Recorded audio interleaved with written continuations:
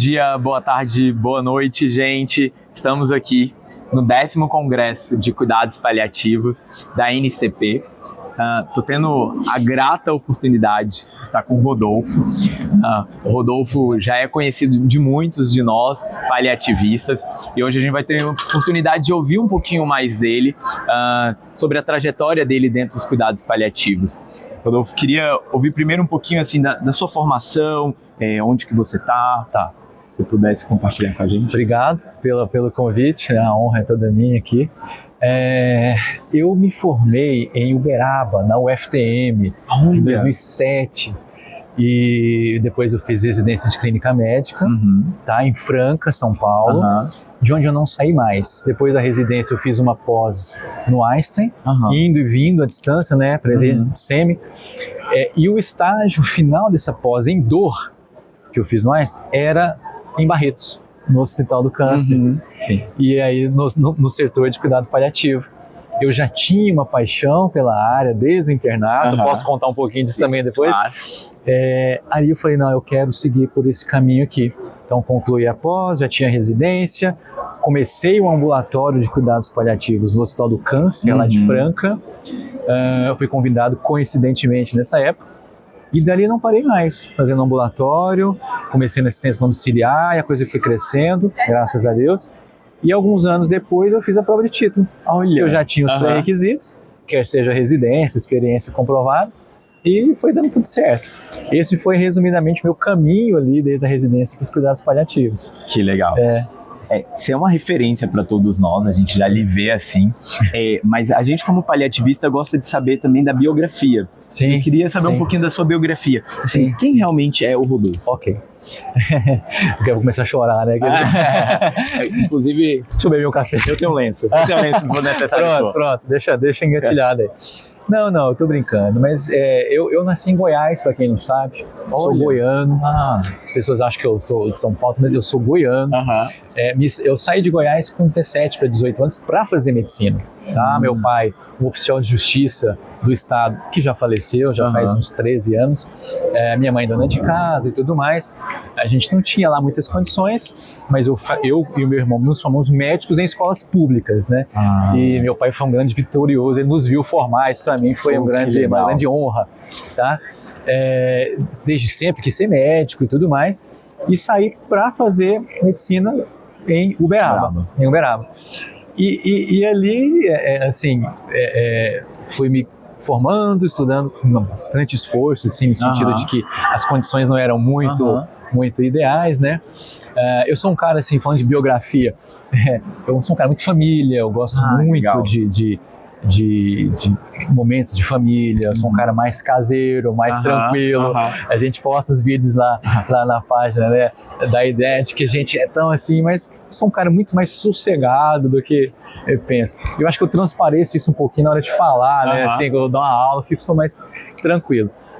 Não gosto de futebol. Não gosta? Gosto de futebol americano, você acredita? Esportes americanos, pra quem não sabe. Então, assim, por exemplo, futebol americano, sou fanático, tenho camiseta do time, boné do time, e ainda quero ir lá conhecer o estádio, assistir um jogo, é um dos meus sonhos. Qual time que você torce? São Francisco 49ers, que mais?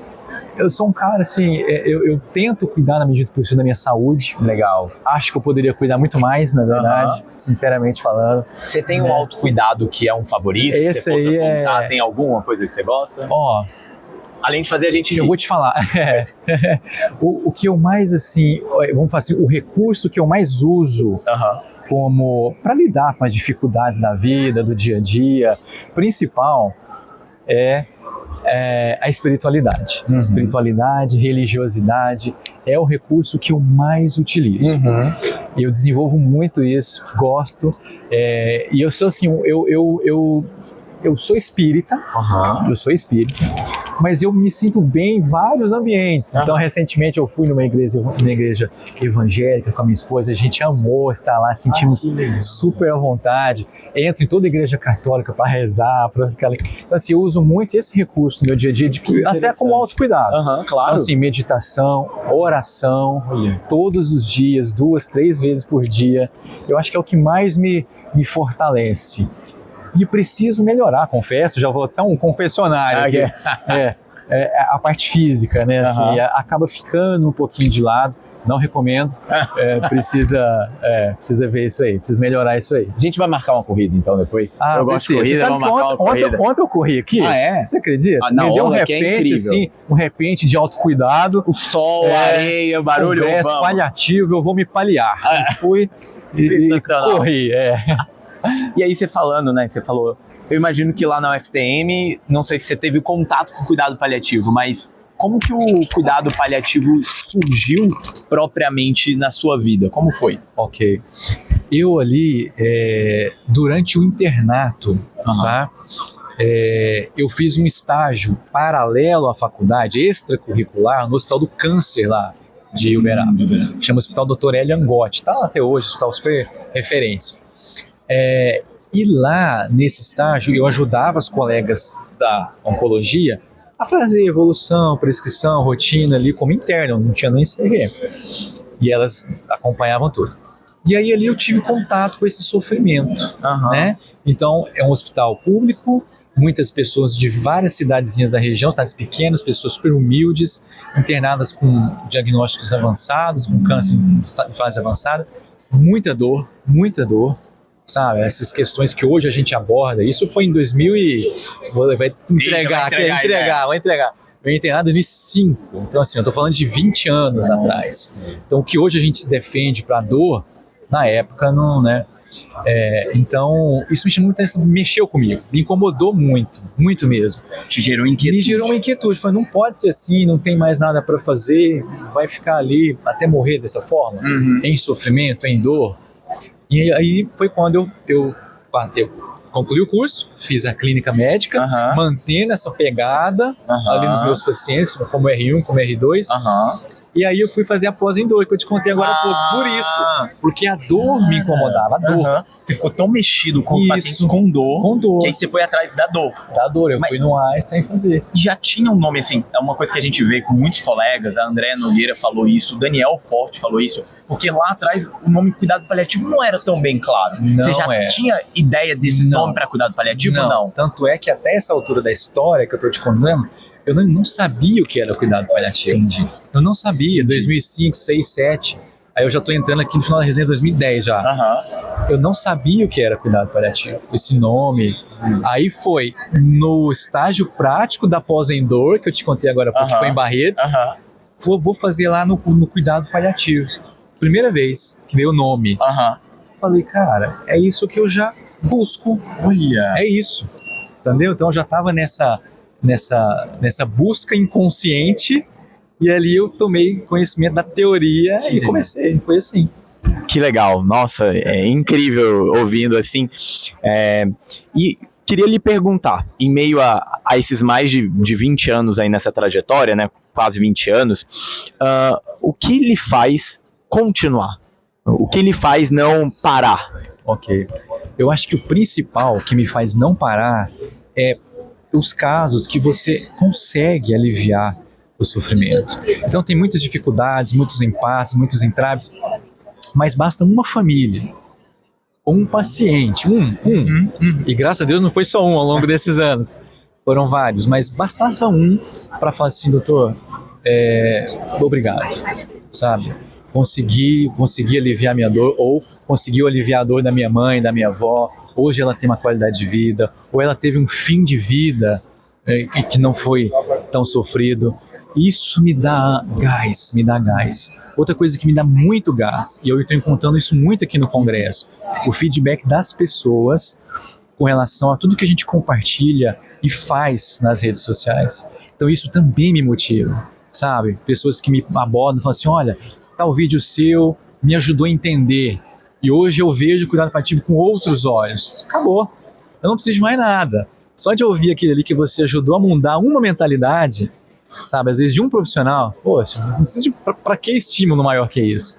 Que incrível, a gente gravou há pouco com o Fernando Kawai e ele trouxe muito isso, assim, né? Como que uma pessoa pode ser tão impactante, né? Como que a gente recebe tanto, às vezes muito mais do que a gente consegue dar propriamente dito, né? Que sensacional te ouvir. E você falou de caso, se você pudesse compartilhar um caso que te marcou na sua trajetória, algo específico de algum caso que vem à sua cabeça, você teria algo que você pudesse compartilhar para um colega que está começando, que está vivenciando? Certo, tem vários, né? Se a gente parar para pensar assim, são vários, mas eu me lembro bem de um desses casos, inclusive não é um caso que eu costumo atender, que é a pediatria, tá? Eu acho que tem que ter uma especialidade à parte aí, que é o pediátrico, dá para pediátrico. Mas certa vez eu acompanhei um caso de um garoto que me marcou muito assim, a minha trajetória. Ele tinha em torno aí de 10 anos e um osteosarcoma, né? Que, como a gente sabe, aquela história que se repete para muitos, amputação, tinha o coto, recidiva, pelve, pulmão, acabou falecendo. O que me marcou nesse caso foi, além da dor, que foi um desafio imenso para controlar, com opioide, dor física mesmo, a presença da mãe e acompanhar aquela história, tá? E uma mãe que compreendia exatamente o que estava acontecendo, uma mãe que não queria prolongar sofrimento, queria o melhor para ele, mesmo sabendo que isso representasse né, não prolongar a vida dele. Essa mãe foi muito julgada por profissionais da equipe. Eu não, graças a Deus, eu fui apoiando ela até o fim, firme. Julgada como onde já se viu mamãe, né? Como assim não vai deixar entubar, vai abandonar, vai ficar só dando morfina. E essa mãe foi apedrejada na época. Hoje é uma grande amiga, passou tudo, a gente foi firme nas nossas condutas e objetivos, conduzimos o caso e deu tudo certo. Então o que eu falo para os colegas baseado nesse caso estejam do lado dos pacientes, do lado da família, né, e não chegar com pré-julgamentos. Porque a gente sai da faculdade carregado de saberes que são sim úteis, mas que não devem se sobrepor, né, à autonomia do paciente, mas sim ajudar para que ela seja de fato atingida, né? É aquela questão da humildade cultural, que a gente está hoje, a medicina voltando para reaprender isso, né? A gente perdeu em algum momento. Que incrível ouvir esse caso e esse ensinamento, né? Como que é importante e como os familiares às vezes são tão julgados por defenderem aquilo que eles acreditam e proteger o seu ente querido, né? Como que às vezes nós imputamos no outro os nossos valores e isso acaba gerando sofrimento tão grande, né? Esse é um ponto. Obrigado por compartilhar, muito obrigado, de verdade. E queria ouvir de você, você tem uma indicação de um livro ou um filme que foi importante na sua trajetória, que você indicaria para alguns colegas? Olha, eu vou fugir um pouco da caixinha aqui dos livros que são bons, né, que a gente costuma falar no nosso meio. Médico de Homens e de Almas, Taylor Caldwell. Eu já li esse livro 3 vezes. Ele é imenso, mas assim, a história de São Lucas, né, para quem não sabe, é contada de uma forma assim belíssima, belíssima. E ele traz muito, como o próprio nome diz, médico de homens e de almas, esse olhar além da matéria que a gente precisa ter. Sensacional, nossa, muito bom. E para nossa audiência, quem está nos ouvindo, qual mensagem você deixaria para aquele Rodolfo lá da clínica médica, aquele colega que está nos ouvindo que às vezes nem sabe o que é cuidado paliativo, que está vendo o paciente sofrer, está vendo o familiar ser julgado como esse caso e que está buscando saber um pouco mais de cuidado paliativo, mas os desafios estão muito grandes? Que mensagem você deixaria para que ele possa continuar igual você continuou e não parou? Eu acho que o principal é a perseverança mesmo, né? A constância, o mundo, o nosso meio médico, o nosso meio dos cuidados, não fora dos cuidados paliativos, acadêmico, vai sempre tentar nos convencer do contrário, né? De que a gente precisa de protocolos, que a gente precisa ser mais matemático e mecânico. Mas persistem em não perder de vista, olhar além da matéria os nossos pacientes. Então, se a gente não perder isso de vista, o resto é consequência. Porque quando eu amplio o meu olhar, o sofrimento me incomoda. Se o sofrimento me incomoda, eu busco estudar e me capacitar em todos os aspectos para ser uma ferramenta melhor. Então, eu acho que não perder de vista o olhar além da matéria e perseverar. Fenomenal.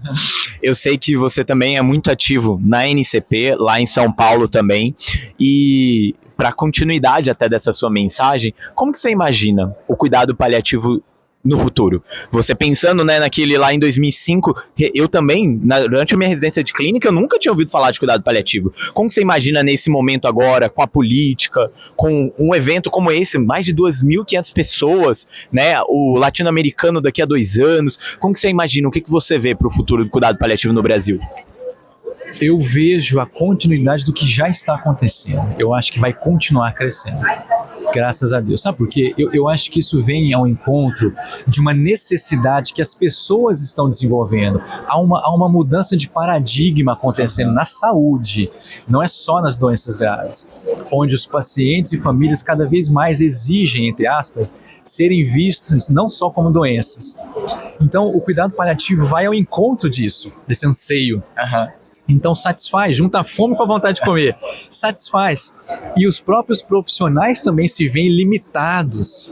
O que fazer quando as coisas vão mal? O que fazer quando não tenho mais o que fazer, né? Então, por esses motivos, eu vejo a continuidade desse crescimento. Olha esse evento, olha o tamanho disso, sabe? Um evento desse era impensável há 10 anos atrás para a nossa área, tá? E eu prevejo que o próximo vai ser assim, mais de 2.500, 3.000 pessoas, essa gente, né?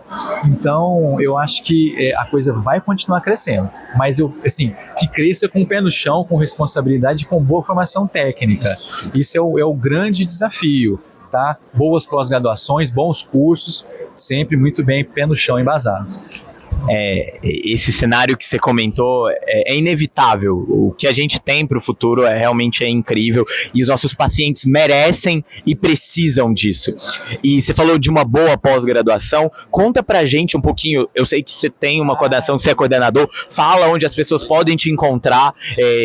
A gente chama muito do ecossistema de saúde, com bons profissionais técnicos. Isso. E eu acho que isso favorece muito esse crescimento.